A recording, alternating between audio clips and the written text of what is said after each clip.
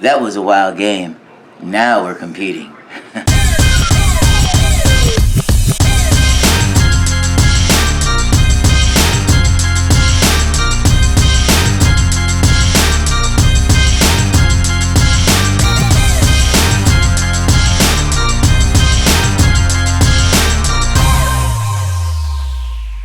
Fin fans up north, Fin fans in the south, to the east, and to the west. Was better than this? More of this. Let's talk about it.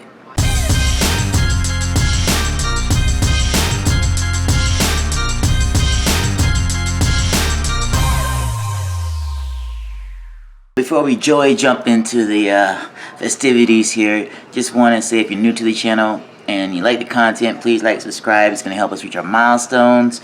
And if you are a subscriber and you guys are getting the t-shirts, we want to say thank you with a big shout out to y'all, and we are really appreciative of what you guys are doing. If you guys also look at the channel bar there, the channel banner there, you guys will see a shop now button. If you click that shop now button, that'll take you to our merch store. You can see some of the t-shirts that we have, and every Thursday we're gonna be dropping new t-shirts out for you guys, and you get free shipping with all that great stuff. And a couple other little tit notes there is that we started our Odd Gamble little series, and it seems like the odds of Miami beating Baltimore was true. So good shout out for that. And two, yeah. And we'll be doing that we'll be doing that every Friday. We'll be dropping that every Friday, and the results will be posted on Sundays before the game starts. So with all that good news, I just want to say thank you guys. Now let's jump to it. So, the last time that we beat Baltimore in Baltimore was like 1997. So you're looking at the first and the second quarters, it pretty much all belonged to the Ravens. The Ravens had the ball for like over 18 minutes the first quarter alone, and they were just hitting targets at will whenever. However, Lamar was, getting primed up to start his little run, and it was looking like this was about to be the Ravens against the Dolphins from a couple years ago, and where Lamar had an MVP type of game, in which he kind of did, but there were changes that was going to happen, of course, during the course of the game. And it was like with Miami during the first and the second quarters, it almost looked anemic, because they'd have short bursts of success here and there, not so much with the run, but with the passes. And it was like Tua hitting the flats again, just kind of nickel and diming the way down, and it became to a point where we, is this how we're gonna get? Because the offense, was looking, they were slow. They were it didn't seem like they were really in it, but they were there in it, and the defense was doing all they can to keep us, in the game. And a big shout out to the defense and Boyer again, because, when we need the plays the most, they got them, and they held down the fort, long enough for us to get back into the game. And I say that because, everything that we went through during the first and the second quarter, where it was just pretty much all the Ravens. I mean, Tua was getting passes batted down, and I think even he had his first INT I think it was in the second quarter, when he tried to make that pass to Waddle. And I just fair to say, because it's the third quarter came, and Gesicki was the man that started our ascension, our comeback run, when he caught that TD in the back of the end zone. And from then on, it was Craig Kraft and Waddle and Tyreek Hill, and it was just, it was going on. It was the third quarter really belonged to us. We saw less of some of the other receivers from the Ravens. However, we saw Mark Andrews, really, take advantage of what was in the middle of the field, him and Lamar Jackson. And it just seemed that area could not be held down. And, I'm not for sure what was going on maybe miscommunications there with the linebackers, or maybe they just couldn't keep up with Mark Andrews. But Mark Andrews was definitely killing us over the middle, and in the third quarter, we had those two touchdowns. We had those two touchdowns with Gesicki and Craycraft, and all of that. Again, it was like the momentum. You could feel the momentum changing, right? And it was the fourth quarter. It was the fourth quarter when the powers that be allowed Tua took the safety off it and just fired bombs away at will. And we got to see Tyreek Hill and Waddle do what they are here to do.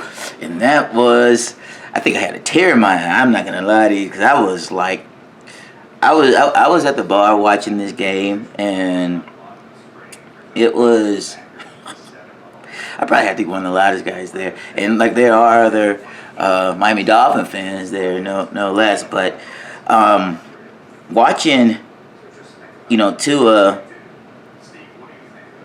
step into his own and actually, believe. I mean, it was like watching The Matrix, like watching Neo believe at the end of The Matrix. Like you actually saw this man make a transition to like,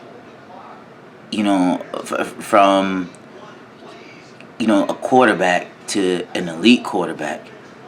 He engineered and he like surgically removed that L that we was gonna take from the equation, and he gave us a dub on that. And shouts out to Tua, and definitely head coach Mike McDaniels, because when we needed Tua to step up, he stepped up, and I'm glad he did, because I think that with him doing this, he proved to himself that he can do this. And now that he's done this, I believe, the cap's off, the seal is broken. So from here on out, people are gonna have to respect our offense. They're gonna have to respect Tua. I mean, Tua lit it up. He's what? He's one of the top 3 quarterbacks to have 6 TDs and over 400 and some yards in a game. One of the 3. It was Bob Greasy and Dan Marino. They're the only 3 quarterbacks to ever do that for the Miami Dolphin franchise. And Tua has done this in his 3rd year. And he believes in himself now. And a lot of doubters, well, Tua put that to rest. And, it was just wonderful to see, Tua connecting with all these different receivers. And, Sherfield got some. Of course, we all know Craycraft was out there getting his. Cedric Wilson, again, got injured, and he just never came back. So it's going to be interesting to see what's going to be going on with him. And at that point, he only had like 1 catch, and I believe for 10 yards. So, again, what's going to happen with Tua and the Miami Dolphins here on out is going to be successful. It's going to be something where, we're just going to have to put all of our eggs in the basket with Tua, and we're just going to ride with the man, because he has shown that, he's the guy, and I just can't stop praising him right now because it's just great. Now, on that second TD pass to Hill, it was like you knew it was coming, and it was amazing, man. It was amazing. That like Hill and Waddle had over 400 and some yards and passing in passing yards, like all together. And then too, it was like, they haven't done that since like what, Mark Clayton and Mark Duper. Those were the last receivers to have that many yards in a single game, and win and come back and win, and it was beautiful. And in fact, They said the last time a team has come back from a 21-point deficit was in 2012. So actually, 12 years ago, yeah. 12 years ago, that was the last time a team has come back from a 21-point deficit. And Miami, broke the historic records on that as well. I mean, that's why we love this team, right? That's why we love this team, and that's why we're all about this team, because we just consistently breaking records. When the score was 41-38, there was like 14 seconds left in the game, and at that moment, it just became realized that we just beat Baltimore, and Baltimore's been a thorn in our side, and it's been like Baltimore seems like they were the team that would always have that one up on us towards the end of the season for us to get into the playoffs. Now we got that against them, and our head-to-head with Baltimore is now tied 8-8. So go figure that, the yin-yang, and it's making its full circle. Now it's time, from here on out, Tua is able to take the reins and lead this team to the Super Bowl like we talked about. And it's going to happen.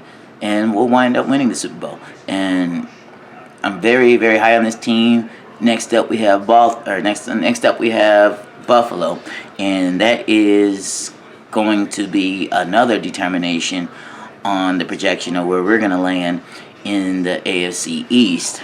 And we just need to knock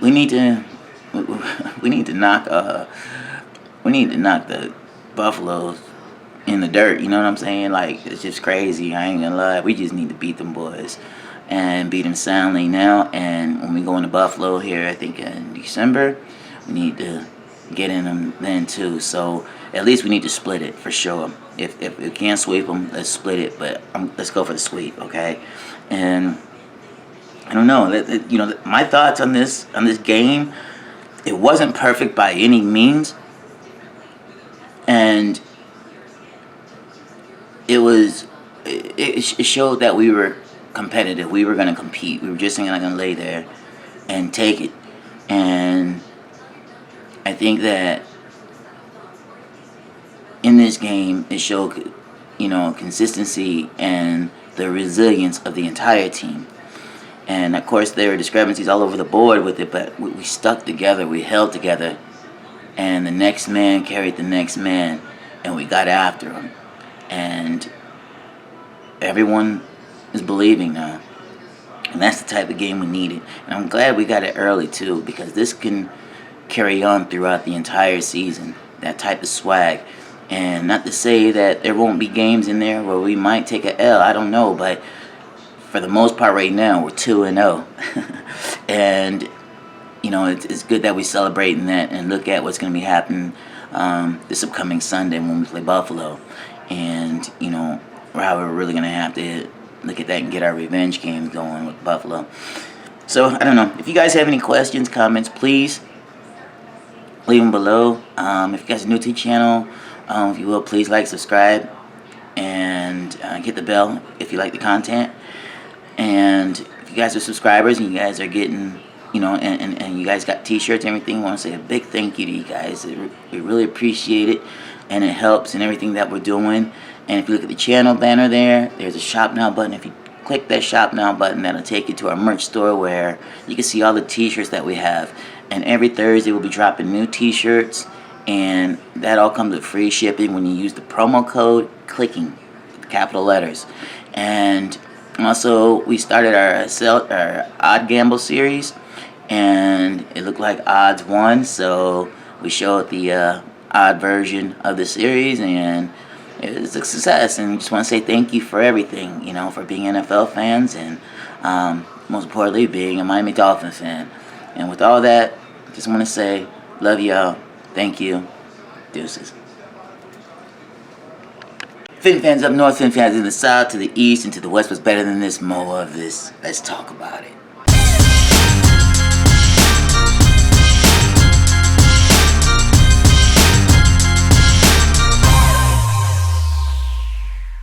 Don't forget to take a look at our gear in our description there. You can check out the links below.